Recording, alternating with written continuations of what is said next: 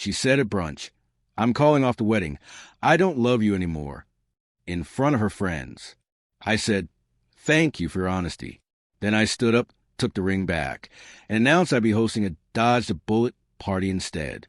Her friends stopped laughing when I added that the $61,800 in wedding deposits she insisted on putting under her name were officially her responsibility now, and that she'd need to move out of my apartment by the end of the month because she refused to sign the lease. Everything after that moment felt like watching an avalanche in slow motion, starting with one tiny crack, then suddenly the entire mountain collapsing. I'm Ethan, 32, and 2 weeks ago I lived through the most surreal Sunday brunch of my life. My ex-fiancée, Madison, 28, and I had been together for 4 years, engaged for 9 months, wedding in 6 weeks. I thought we were solid. No obvious fights, no weird distance, no red flags except the occasional, "I'm independent. I don't need anyone's help" speech that she treated like a personality trait. I never expected the grenade she tossed across the brunch table that morning. It was a sunny day, early reservation, at a trendy little place in Denver. Her 3 closest friends were there: Jenna, the maid of honor; Qley, the one who always tried too hard to be funny; and Nicole, who usually stayed quiet. Mimosas everywhere, people laughing, wedding talk floating around like background music. I thought it was just a casual brunch. Then Madison goes quiet. Not the "I'm thinking" quiet, but the "I'm about to make a bad decision" quiet. Jenna asked, "Mads? You good?" Madison inhaled sharply and looked at me like she'd rehearsed what she was about to say. And then, boom, "I'm calling off the wedding. I don't love you anymore." The waiter was literally putting my plate down, like full sitcom timing. Her friends gasped. Kayla's jaw dropped. Nicole's eyes went round like saucers. I sat there for 10 seconds in complete silence, staring at her, trying to figure out if she was having a breakdown or if I was dreaming. But then something clicked. Something calm. Something cold, but in a way that felt justified. I said, "Thank you for your honesty." Then I held out my hand. "The ring, please." She blinked at me, stunned that I didn't beg or panic or cry on cue. "What?" "The ring. It was my grandmother's. I'd like it back."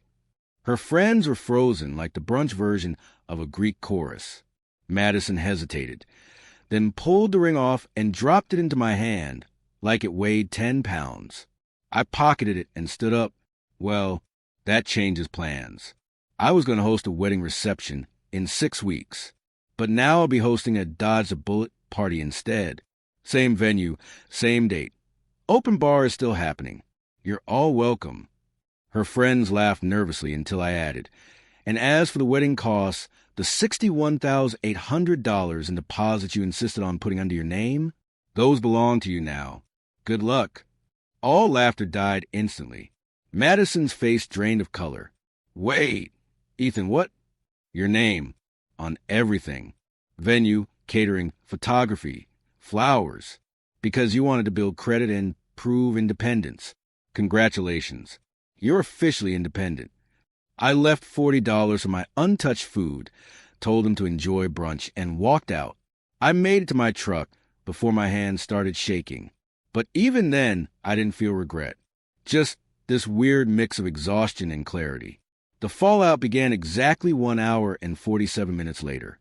Her mom, her friends, her sister, they all called.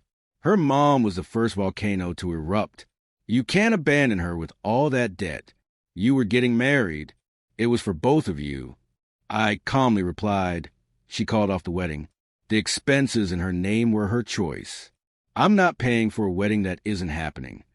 But she assumed wrong. Her mom cried, called me heartless, hung up. Then her sister jumped in. She's having panic attacks. She's drowning in debt. You're really going to let this ruin her life? She ended the engagement publicly. I replied, she can deal with her own consequences. Block. 2 days later, Madison buzzed my apartment nonstop for 15 minutes. I finally answered through the intercom. "We need to talk," she said, voice shaky. "No, we don't." "Please. I made a mistake. I didn't mean it. I was overwhelmed. We can fix this. You said you don't love me. In front of your friends. That felt pretty intentional. I didn't mean it that way. You meant it enough to humiliate me. She tried to pivot into finances. You have to help me. I can't afford this debt. You should have considered that before detonating our engagement at brunch. This is financial abuse. I actually laughed. You put everything in your name.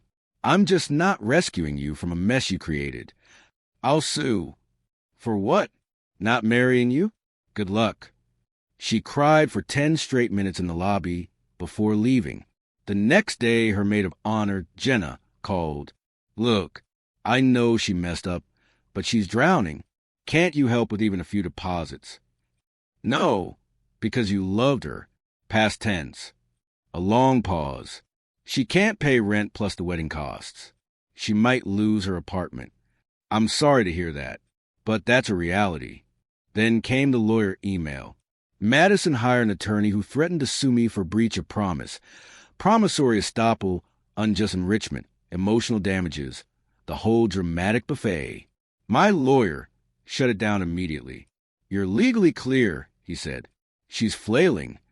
By Wednesday, she escalated and formally filed a lawsuit anyway. My lawyer rolled his eyes. It'll cost you maybe 10 grand if it drags out. It probably won't. Do it, I said. I'm not giving her a cent. Then came the truth bomb from a mutual friend. Madison had been emotionally cheating with some guy at her gym named Tyler. They'd been talking for months. She thought she found her soulmate. He ghosted her the moment he found out about the wedding debt and family chaos. Suddenly it all made sense. Thursday evening, Madison showed up at my building again. Someone let her in. She pounded on my door, screaming. Security escorted her out. The building banned her. Friday, I finalized the dodge a bullet party details. It cost me $750 at a bar downtown. 32 people RSVP'd, including 2 of her friends who told me privately, she treated you horribly. You deserve peace. When I told my mom about the party, she hesitated. Ethan, are you sure this isn't too harsh? Mom, she humiliated me at brunch. I'm not doing it to be cruel. I'm doing it because I can. My dad, on the other hand, fist bumped me. The lawsuit got dismissed last week. The judge took 5 minutes, 5, to toss it. In the ruling, he even said, this appears to be the result of poor personal decision-making, not legal wrongdoing. I paid $9,200 in legal fees, worth every penny. The party? An absolute success. We had drinks, took photos with the banner, laughed, toasted, celebrated. My best friend raised a glass and said, here's to Ethan, who dodged not just a bullet, but a whole machine gun nest. And honestly, he wasn't wrong. The next day, Madison's mom called me furious again. How dare you humiliate my daughter? I didn't mention her once. I said, I threw a party with my friends. She's talking about bankruptcy. She should have thought about that before putting $61,800 of wedding expenses in her name. You could help her. Why would I help someone who tried to humiliate me and then sued me? She hung up crying. As of today, Madison moved back home with her parents, broke her apartment lease, added more fees to her mountain of debt, working 2 jobs, credit shredded. She's enrolled in debt consolidation programs, but it's not going well. Her sister told someone. She cries every night. Do I feel bad? Not really. She made every choice that led her here. I just refuse to save her. I'm doing great. Peaceful apartment. Back to the gym. Dating casually. Got the ring appraised. Worth more than I expected. Might sell it soon. Someone recently asked me, would you help her now that everything's over? No, not even a little. Because this was never about money. It was about respect. She wanted to call off the wedding? Fine. Her right. She wanted to do it publicly at brunch? Weird choice, but okay. She wanted to put every financial obligation under her name to prove her independence? Bold strategy. But she doesn't get to do all that and then ask me to save her from the fallout. You choose independence, you get independence. Completely. And here's the thing I've learned. When someone tries to make their disaster your responsibility, sometimes the kindest thing you can do, both for them and for yourself, is step back and let them solve it. The dodge the bullet party was a revenge. It was closure. And honestly, best $750 I've spent in my life. No regrets.